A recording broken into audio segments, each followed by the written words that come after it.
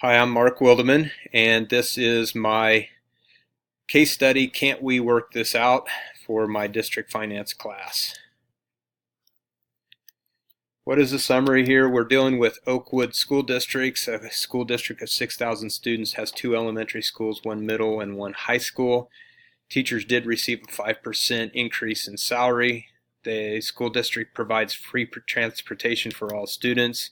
The budget cut was announced by the governor that the state is cutting the budget funding for the school districts, forcing us all to balance our budgets again.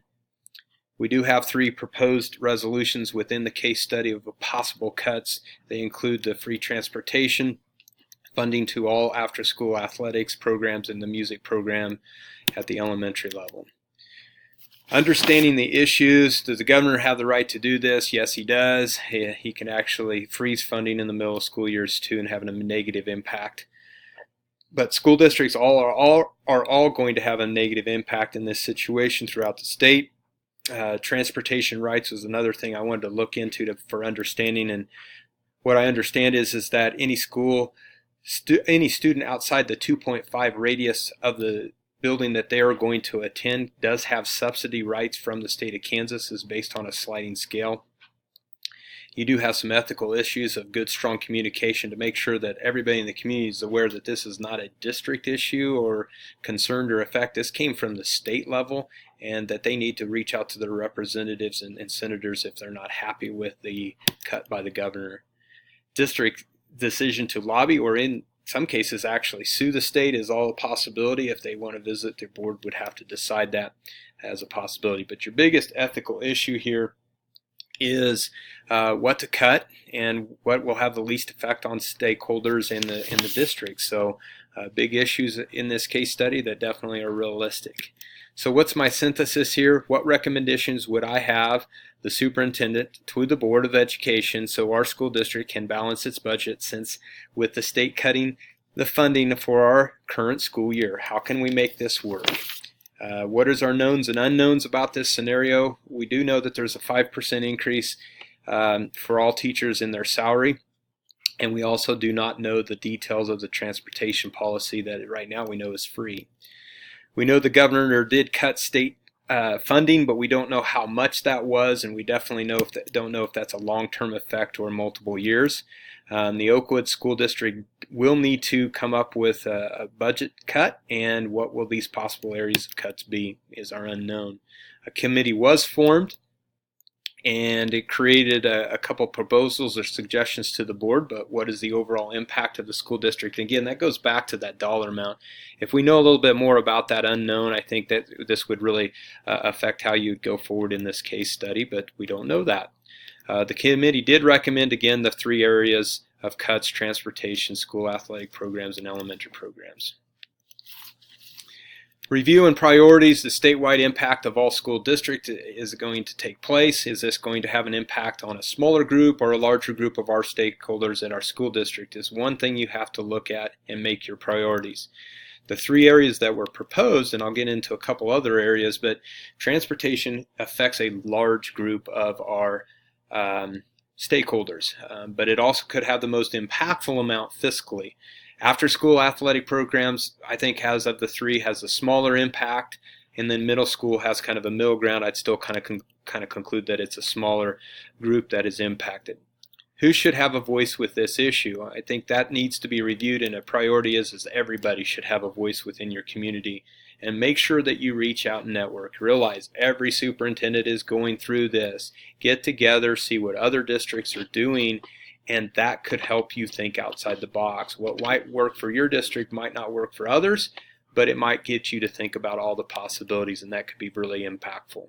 Is this going to be a long-term issue or short-term issue, is one of the questions that I continue to have. Is the governor giving you indication that this is just a 1-year thing, or is this longer than that? Do I have enough information to make a decision? I do, but I'm still going to complain that I'd like to know the length of the budget cuts and the amount. If that was a little more clearly stated, I think we'd have a better projection of maybe how to go about this, but we have to use our imagination here. What are the possible cuts or fees for the proposed transportation? I think could be a big review and priorities. Can we base this on needs assessment? So can we base this off of free and reduced lunches or that type of impactful nature of our school kids? So it identify options. We know that transportation is out there, what to change, what to charge, and who is impacted. We know that the after-school athletic program has been suggested. Which programs? Who do we charge? Do we do fundraisers? Who is impacted? Again, music program is looked at. What to change? Who to cover it if you're going to use volunteers or such? Or do we just cut the program completely? So who is impacted? Areas of also I identify is talk to teachers. What are their thoughts? Because they're definitely going to be impacted, because I have a feeling the community is going to really, in the case study talked about it, is think it's unfair if they get a 5% increase of pay, which had already been negotiated, and hey, maybe they should pass on that this year. But make sure you're supporting your teachers and make sure they're part of this process. Freeze all budgetary purchases. This could be a good option. We'll talk about that in a little bit, and then calculate all contingency funds to see what kind of impact that they would have, if any. But a lot of districts have contingencies of 2 to 4, 5% in certain items, and it would be very beneficial to know what those contingency numbers would be so that they could be a possible option. Evaluation, again, of the big three, evaluating transportation is definitely going to influence the most impact of the most stakeholders. But it also could be the biggest financial savings for you, and we'll talk about some of those possibilities.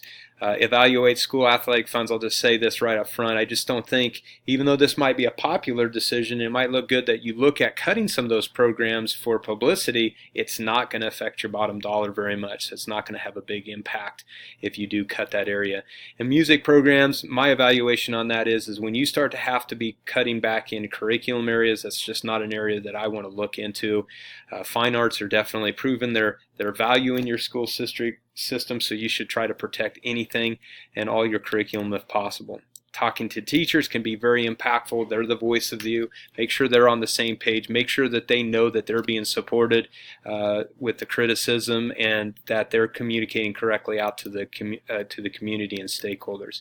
And then again, what is that dollar, the contingency fund, that can be very important. So what's my conclusions? Well, I'd use multiple layers of adjustment, but I'd make sure that the community knew that I was going to start here. I would freeze all, and I left the word long-term spending. I'd freeze it all. No purchases of books, transportation equipment, general equipment, uniforms, technology, the whole gamut.